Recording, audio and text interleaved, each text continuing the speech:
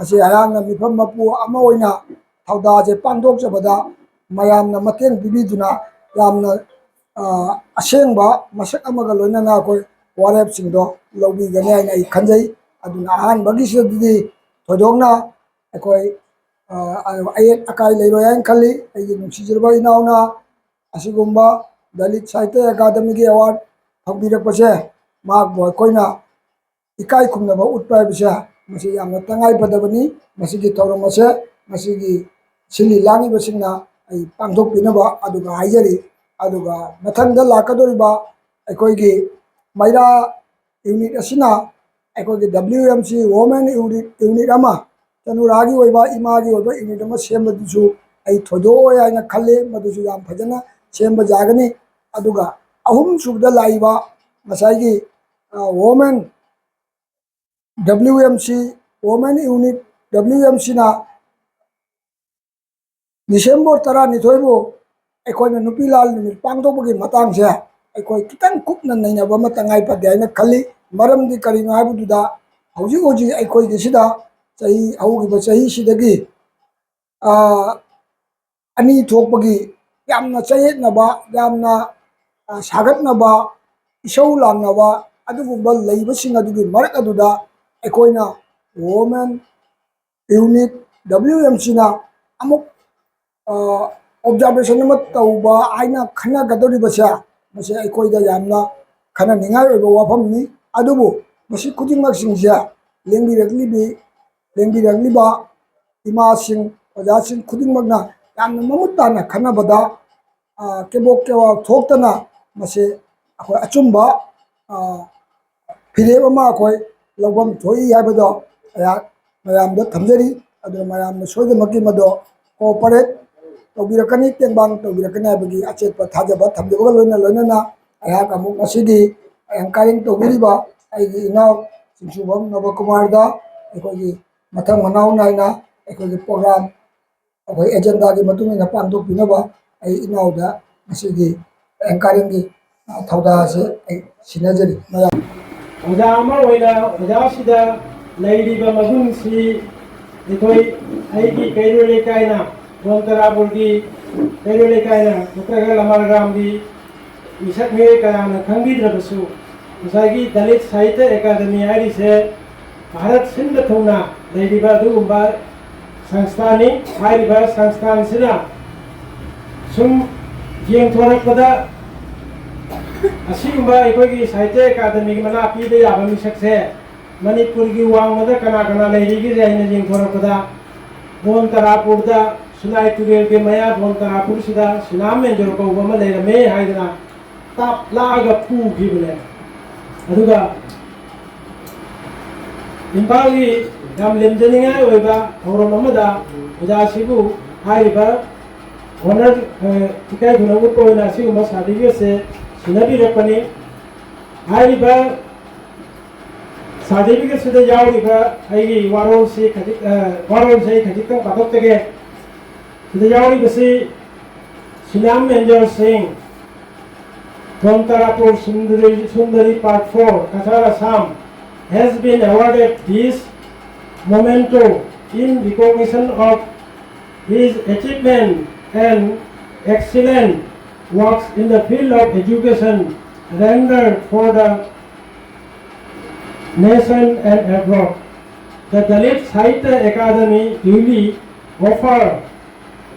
Mount Manipur Bharat Ratna Dr. B.R Ambedkar National Award 2024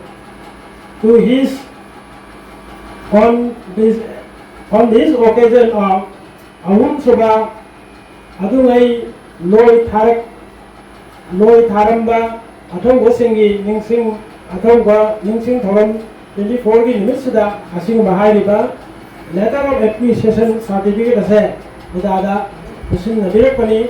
na ikoi tasengna kasar magai degi parak biri degi ikoi oja Sinam Menjor da asigumba yamna masak nairaba momento unsa document oina certificate pibirakase ikoi khudingmaki magai degi aina harauba amadu nungaiba mayam honda tongdokchari ꯌꯥꯝꯅ ꯍꯔꯥꯎꯅ ꯑꯣꯖꯥꯅ ꯊꯥꯡꯖꯔꯤ ꯊꯝꯕ ꯃꯅꯥ ꯃꯁꯤꯡꯁꯦ ꯑꯩꯈꯣꯏꯁꯨ ꯇꯨꯡꯗ ꯐꯪꯕ ꯑꯣꯏꯖꯒꯦ ꯍꯥꯏꯅ ꯕꯣꯔ ꯅꯤꯒꯗꯕꯅꯤ ꯑꯗꯨꯃꯥꯏꯅ ꯆꯠꯃꯤꯟꯅꯔꯛꯄ ꯑꯗꯨꯒꯨꯝꯕ ꯉꯁꯤꯒꯤ ꯄ꯭ꯔꯦꯁꯤꯗꯦꯟ ꯏꯌꯥꯝꯕ ꯃꯌꯥꯝꯒꯤ ꯃꯄꯥꯟ ꯃꯅꯤꯄꯨꯔꯒꯤ ꯑꯣꯏꯅꯗꯤ ꯂꯪꯂꯕ ꯍꯤꯔꯥꯃꯅꯤꯒꯤ ꯃꯁꯛ ꯑꯣꯏꯔꯕ ꯑꯗꯨꯒꯨꯝꯕ ꯒꯨꯟ ꯇꯔꯥ ꯂꯩꯇꯦꯡꯂꯕ ꯑꯩꯈꯣꯏꯒꯤ ꯑꯣꯖꯥ ꯀꯦꯝ ꯆꯥꯟ ꯍꯥꯏꯅ ꯃꯌꯥꯝꯅ ꯁꯛꯈꯪꯕꯤꯕ ꯑꯣꯖꯥꯒꯤ ꯈꯨ ꯂꯩꯇꯥꯅ ꯑꯩ ꯈꯨꯔꯨꯝꯖꯔꯤ ꯑꯍꯥꯟꯕꯗ ꯃꯥꯅ ꯃꯅꯥꯎ ꯑꯃꯕꯨ ꯅꯨꯡꯁꯤꯕꯤꯗꯨꯅ ꯃꯥꯒꯤ ꯉꯛꯇ ꯍꯨꯛꯄ ꯂꯦꯡꯖꯥꯟ ꯕꯨ ꯃꯅꯥꯎꯗ ꯁꯤꯟꯅꯔꯤꯕꯁꯤ ꯑꯩꯅ ꯏꯌꯥꯝꯕꯒꯤ ꯑꯃꯨꯛ ꯁꯤꯡꯕ ꯉꯝꯂꯔꯣꯏꯗꯕ ꯑꯗꯨꯒꯨꯝꯕ ꯂꯃꯟꯗꯅ ꯀꯣꯟꯁꯤꯟꯖꯕꯒꯨꯝ ꯑꯩꯒꯤ ꯄꯨꯛꯅꯤꯡꯗ ꯐꯥꯎꯖꯩ ꯑꯗꯣ ꯑꯩꯁꯨ ꯃꯅꯥꯎ ꯑꯃ ꯑꯣꯏꯅ ꯉꯁꯤ ꯃꯌꯥꯝ ꯃꯃꯥꯡꯁꯤꯗ ꯏꯌꯥꯝꯕꯒꯤ ꯑꯩꯒꯤ ꯂꯃꯟ ꯑꯃꯇꯪ ꯑꯣꯏꯔꯁꯨ ꯃꯇꯦꯛ ꯑꯃ ꯑꯣꯏꯔꯁꯨ ꯑꯩꯁꯨ ꯄꯣꯛꯆꯒꯦ ꯏꯌꯥꯝꯕꯗ ꯏꯌꯥꯝꯕ ꯃꯁꯤꯃꯇꯪ ꯑꯩ ꯌꯥꯟꯖꯒꯦ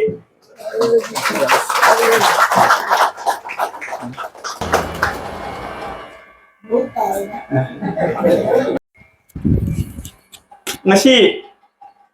karisu letraba yakbo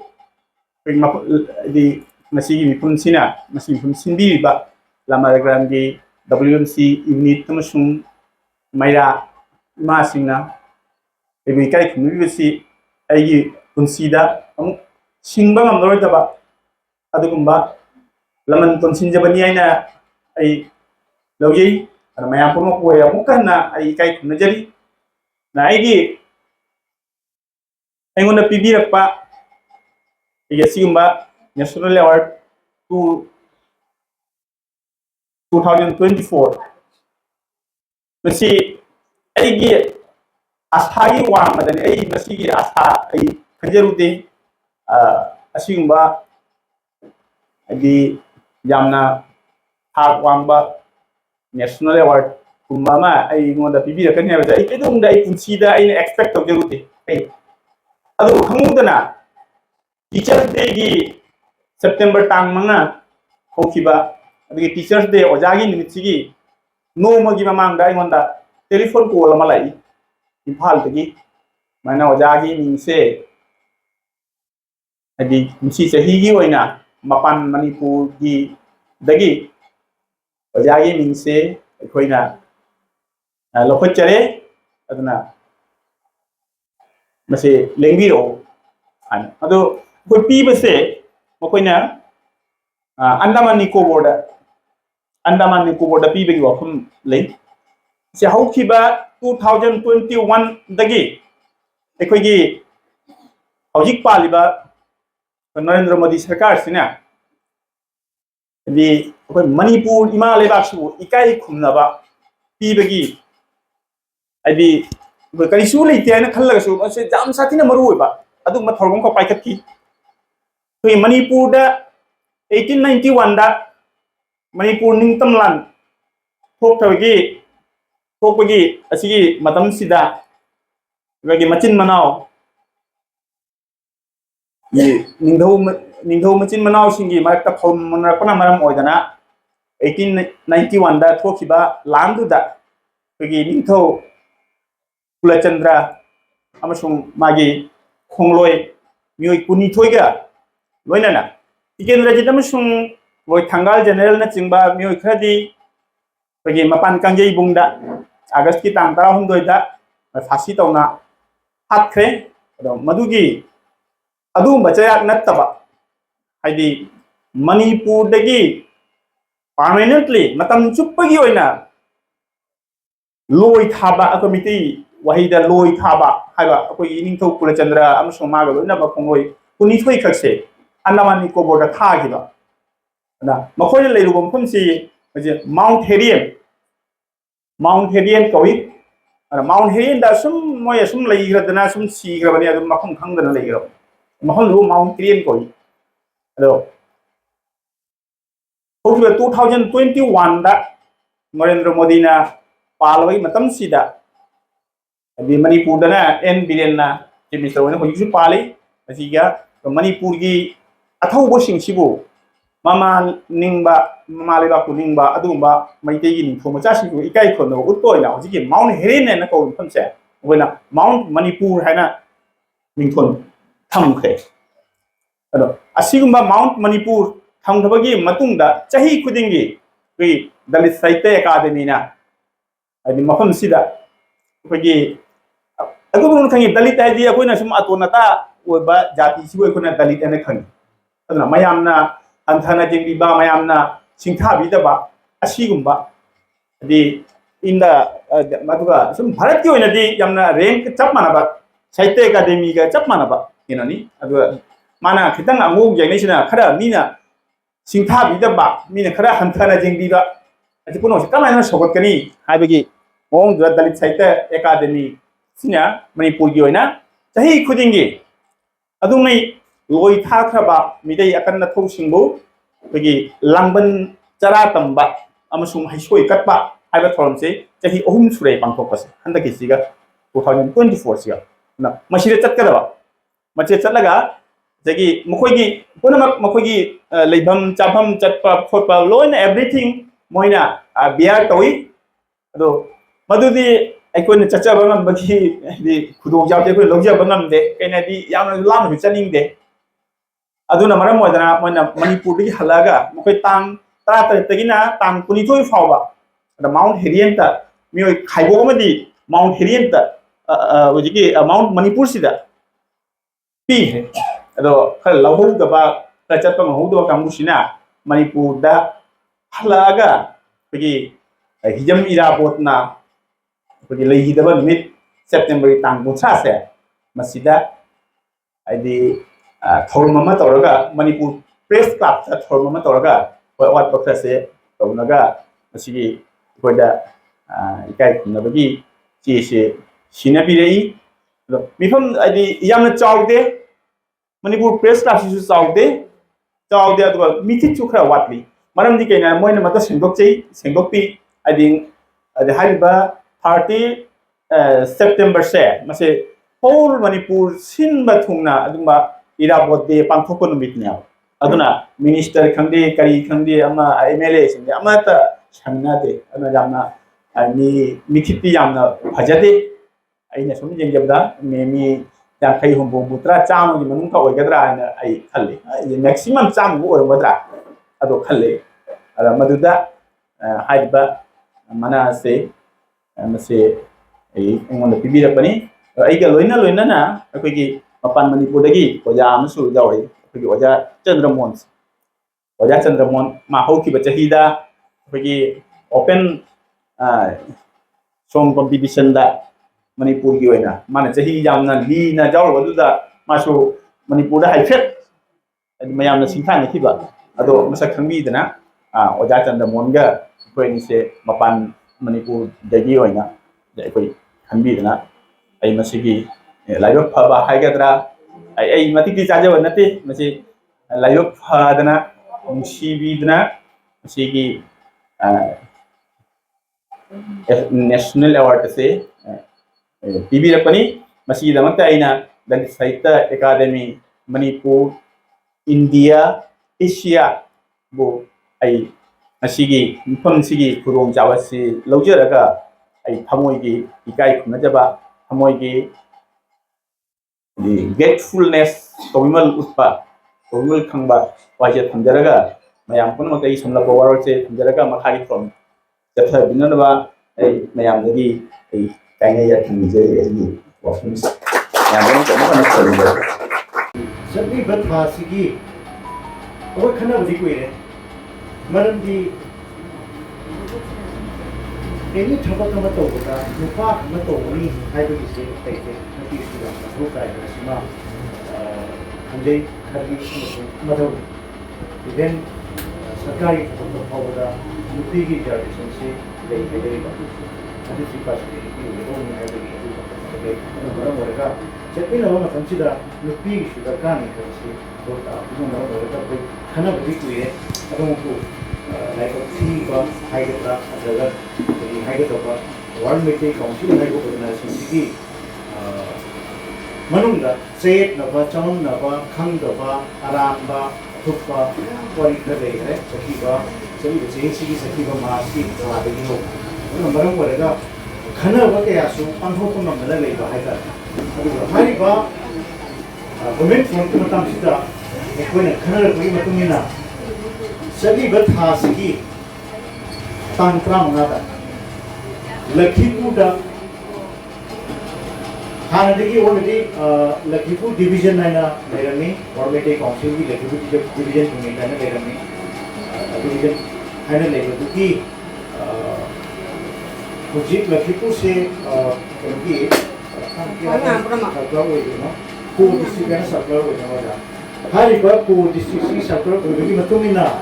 division se koi hari ba Ormete Council se su ko district ko hilasi hai ki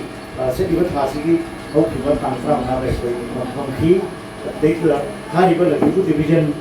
evenings to talk to a way to buy that. Poor district committee and a way name of Boy,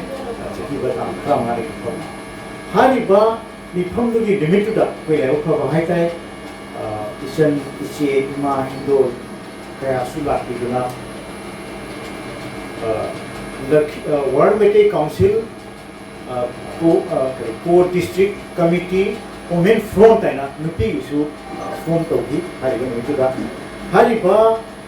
women front sigi president na L Sangeeta Devi koi amasung secretary na M Zoimati moi gi makha da ni seki adu nang mama nahan hanga ekoi sakhang maithang na bawena hariba women front ki James kam lupa kamu di world di hanik semana lagi orang cari nuti eno wes sisi sekarang macam nasi hai tu ki pandang galoi na narang yuma nahamuka hamje di dari koi kayak Google Meet ki soda jadi pas hamje tadi mobile ki soda sumi tinggal tu macam ada yang sudah sumai tu sudah pun nama jadi bangsa ini nama warga hari pa Google Meet ki soda koi meeting tu sekarang macam lagi program atau jadi World Meeting Council की को district committee है ना लड़की को वो लड़की same है तो आइए कोई पा नसी की विफल सी को लोचा पर लोग जो लगा आइए कोई पा वर्कर लोंडा आइए कोई पा proposal आइए लगा थी आई Cachar district women from Cachar district में का form तो उदासी आया बिरगा अटू की मतुंग इन चप्पन है नमो सनार तो भाषण तो बोले रहा है सही हो तो ठंडे नहीं मक्खा तापी उदासी में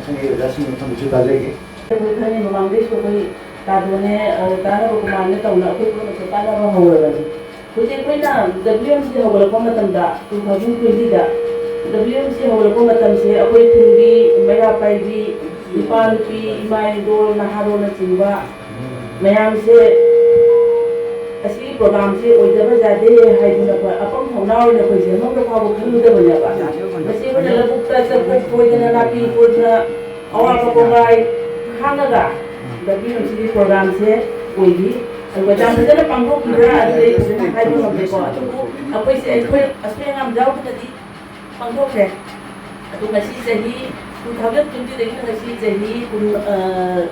2024 सही मनी मंगा सुजले अदो कोई WMC ai sila mga ngamot na tiyak di olis. Kung doon na pwede Dholai Division dasu, Sonai dasu, adu Manipur side dasu, Silcharam dasu, WMC gi adum ayaban member magtani olis. Adu ga kung da Meira Pai Ima Sanglen dasu WMC gi ayaban dum member olis. Apoi Meira Pai hai se apoi kung da Meira su oi WMC gi manu dasu le.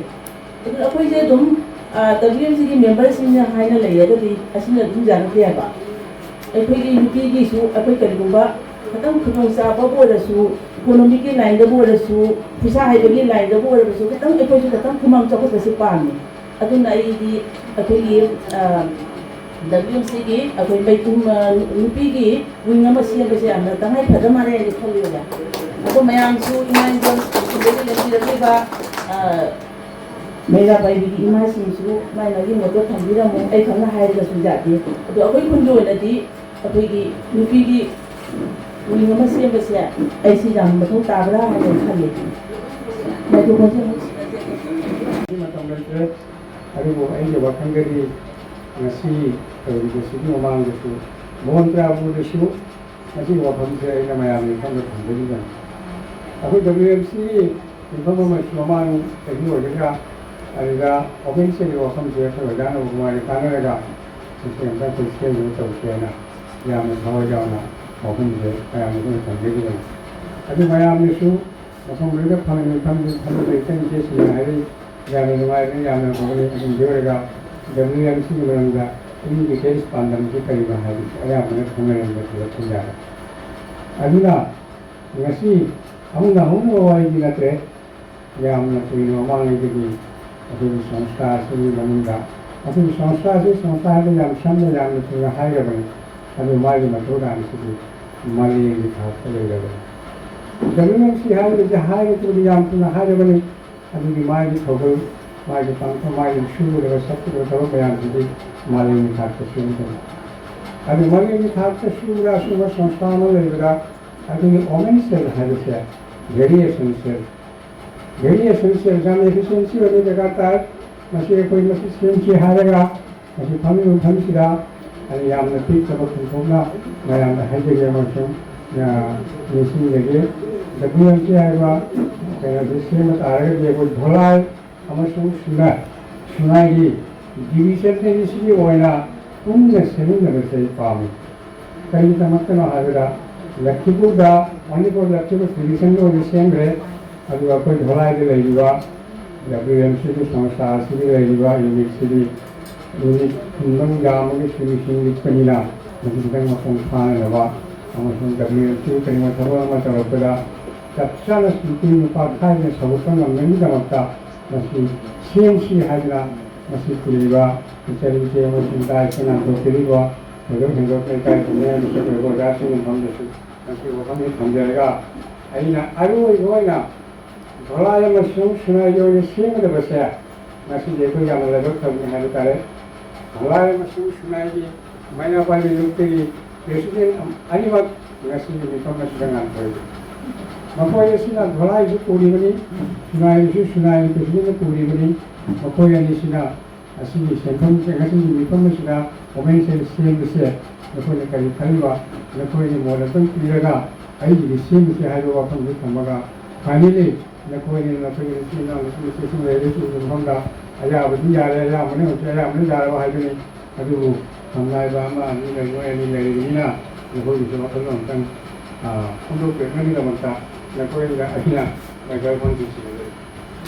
Isang se bayan isu Jadi cara itu pamu di pamaga itu tadi itu Dholai Division oleh lagi sih.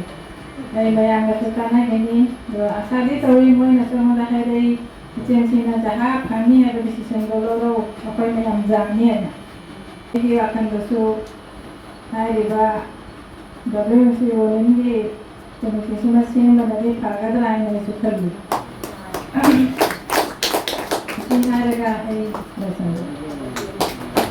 ai thak thong waja sing sangai waja sing yo hai wata ajar wa hai wata kaya ta jare waja sing ta ki lo pokta amadi masai da ki ko ni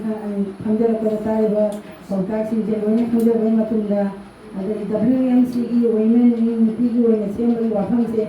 ai sa gi wo na di yam na sin ni asili tamaka matam kaya da sing masi tha manga taru ki mamang de ki asili warista ni na dana abu na asumai khudong chaba aikoi ma'am पुनब ngandabadagi wafam je phungdo ko ngandaduna leibani ado ngasi aikoi gi sangairaba boigi ima isi amadi imang phambiriba ala ko madi ana kolanda malamai lengi reba ima silina kaitno kullabania mayam se pulling eda ngasi mak president secretary na idna kari kari to hum to bodo aikoi wajana to gira airaga koi gi waja mingone pujabada aikoi waja kensan oja RK Gopalsana oja sing sana ro oja mati mabule ro oja mayam puli nesida nasimak agoi gi WMC gi women wing se nasimak sembi ramwa papa maji aja daraga ai oja sing amadi ima indo kadino pukramder ai ban malugram ꯈꯨꯡꯒꯪꯗꯒꯤꯅꯤ ꯏꯁꯥꯃꯛ ꯁꯦꯟꯇ꯭ꯔꯦꯜꯗꯒꯤ service ꯇꯧꯔꯒ ꯑꯩ retire ꯑꯣꯏꯅ ꯂꯥꯛꯆꯕꯅꯤ 2018 ꯑꯩ social welfare ꯑꯃꯗꯤ social ꯁꯥꯔꯚꯤꯁꯇ ꯈꯣꯡꯗꯥꯖꯔꯛꯄꯅꯤ ꯑꯩꯕꯨ ꯃꯥꯡ ꯊꯥꯡꯅ ꯆꯤꯡꯕꯤꯕ ꯍꯥꯏꯕꯗ ꯑꯩꯈꯣꯏꯒꯤ ꯒꯥꯏꯗꯇ ꯐꯝꯕꯤꯔꯤꯕ ꯑꯩꯈꯣꯏꯒꯤ ꯃꯩꯔꯥꯒꯤ ꯑꯦꯗꯚꯥꯏꯖꯔ ꯑꯣꯏꯕꯤꯔꯤꯕ ꯃꯥꯝꯁꯤꯅ ꯑꯩꯕꯨ ꯒꯥꯏꯗ ꯇꯧꯕꯤ ꯂꯣꯏꯅꯅ ꯉꯁꯤ ꯔꯤꯇꯤꯌꯥꯔ ꯑꯣꯏꯕꯤꯔꯤꯕ ꯄꯣꯟꯇꯦꯔꯥꯄꯨꯔꯒꯤ ꯑꯣꯖꯥ ꯀꯤꯁꯣꯔ ꯀꯨꯃꯥꯔ ꯑꯩꯒꯤ ꯃꯔꯨꯔꯥꯝꯒꯤ ꯃꯈꯣꯏꯅꯁꯨ ꯑꯩꯕꯨ ꯒꯥꯏꯗ ꯇꯧꯕꯤ ꯂꯣꯏꯅꯅ ꯉꯁꯤꯒꯤ ꯂꯩꯔꯝꯕ ꯈꯨꯡꯒꯪꯗ ꯂꯩꯔꯤꯕ ꯑꯩꯈꯣꯏꯒꯤ ꯃꯤꯇꯩ ꯁꯃꯥꯖꯇ ꯈꯟꯅꯔꯤꯕ ꯋꯥꯈꯜ ꯏꯃꯥ ꯏꯕꯦꯟ ꯑꯃꯗꯤ ꯅꯍꯥꯔꯣꯜꯒꯤ ꯋꯥꯈꯜꯁꯤꯒꯤ ꯃꯇꯨꯡ ꯏꯟꯅ ꯆꯩꯅꯥ ꯀꯌꯥ ꯐꯪꯂꯕ ꯃꯌꯥꯝ ꯈꯛꯇ ꯎꯔꯨꯕꯗ ꯑꯩꯁꯨ ꯏꯁꯥꯅ ꯏꯁꯥꯕꯨ ꯑꯃꯨꯛ ꯍꯟꯅ ꯌꯦꯡꯁꯤꯟꯕ ꯑꯃꯈꯛ ꯆꯪꯉꯛꯄ꯭ꯔꯥ ꯍꯥꯏꯕ ꯑꯃꯈꯛ ꯑꯩ ꯏꯁꯥꯅ ꯈꯟꯖꯈꯤ ꯑꯗꯨꯒꯤ ꯃꯇꯨꯡꯗ ꯉꯁꯤ 1990ꯗ ꯂꯩꯔꯝꯕ ꯀ꯭ꯂꯕ ꯑꯃ ꯍꯥꯏꯖꯔꯨꯔꯒ ꯃꯂꯨꯒ꯭ꯔꯥꯝꯒꯤꯅꯤ MMYC ꯍꯥꯏꯅ ꯂꯩꯔꯝꯕ ꯀ꯭ꯂꯕ ꯑꯗꯨꯕꯨ ꯑꯩꯅ ꯅꯧꯍꯧꯅꯅ 2024ꯒꯤ 30 ꯃꯦꯗꯒꯤ ꯑꯩꯅ ꯃꯗꯨꯕꯨ ꯑꯃꯨꯛ ꯃꯥꯡ ꯊꯥꯡꯅ ꯆꯠꯀꯠꯅꯕꯒꯤꯗꯃꯛꯇ ꯈꯨꯃꯥꯡ ꯆꯥꯛꯆꯔꯨꯈꯤ ꯂꯣꯏꯅꯅ ꯑꯃꯗꯤ ꯔꯥꯝꯄ꯭ꯔꯁꯥꯗꯄꯨꯔꯗ ꯍꯧꯒꯠꯂꯤꯕ ꯃꯅꯤꯄꯨꯔ ꯋꯦꯜꯐꯤꯌꯔ ꯁꯣꯁꯥꯏꯇꯤꯗꯁꯨ ꯑꯩ ꯏꯁꯥꯃꯛ ꯃꯦꯝꯕꯔꯒꯤ ꯃꯥꯏꯒꯤꯗ ꯑꯣꯏꯅ ꯃꯆꯥ ꯑꯃ ꯌꯥꯎꯖꯩ ꯑꯃꯕꯨ ꯃꯈꯣꯏꯗꯒꯤꯁꯨ ꯄꯥꯎꯇꯥꯛ ꯀꯌꯥ ꯑꯗꯨꯝ ꯐꯪꯖꯩ ꯃꯩꯇꯩ ꯁꯃꯥꯖꯄꯨ ꯆꯥꯎꯈꯠꯅꯕꯒꯤꯗꯃꯛꯇ ꯂꯣꯏꯅꯅ ꯑꯩ health awareness ꯄ꯭रोग्राम कयासु training तौजरुरे मथंगदा agriculture farming दसु ट्रेनिंग क्या तौजरुरे अदुमपु हंसरक्पदा अखोगी मैतेगी अवात्ता मुक अदुम ले इहान हानबदा अइना एग्रीकल्चर की ट्रेनिंग तौबदा अइ इमागी मिंगी ओइना रदामनी कृषक संस्था आइना मलुग्रामदा हुजिक लिंगत्तुना लेरी अदुगी मतंदुदा अइना संस्था से लिंगत्तुना मतंदा मैरा पाइबीगी प्रेसिडेंट ओइबिरिबा हुजिक हुजिक अखोगी दायित्व फमीरुबा मलुग्रामगी इनेसी बिमला सना बुसु मसिंग लेतना थागतचै मखोइना अइगी कृषक संस्था की संस्था अदु लिंगत्पा मतंदा मैरा पाइबिना सरुक चावना नोदा मतिक बिबिकी woman from WMC आइना मसिगी निगोनिदा मयामना अपामबदे लेरबनिया अइले सोसाइटी ऑफिसर अमा ओइना हागदा सभापति अमा ओइना हागदा अइ मदुमा हाउस का डिक्लेयर तौजरे अदुमा लेजरे अदुगा अहुम सुबदा हाइबा अखोगी लाइबा डिसेंबर 12 से मैरा अखोगी मणिपुर थोकीबा नुपी लालगी ऑब्जर्वेशन नतरे सिलेबा सनुमा तौबगी वाफम मसे मसे अखोगी WMC सुनाई दलाई वोमेन फोना पांगथोखपगी वखलोनगा हाउसना जागरे आइना मदुमा बिसु असिगी वारेपा लग्नपियो आइना आइ मदुमा डिक्लेयर तौजरे अदुगा अरोइबदा हाइबा सुनाई दलाई WMC वोमेन फोन की हाइबा डिसेंबर 12 से अदायदा पांगथोखसिगे हाइबदो मसे अखोय इबेनादबु ओइरगसु नत्रगा टेलीफोन की खुटांदो ओइरगसु मसी खना नेनबिरगा मसिना अथुबा मतंदा मफमदो डिक्लेयर तौबिनबा आइ थंगरी मसिनादि अखोय लोसनमन जायना इजांजरी मसी हाइबदा लोइना मयामना वाना यामना खेले अबोदा खांग लेना लेगिरिबा खुदुमको अमुक मोहना खुरमजरी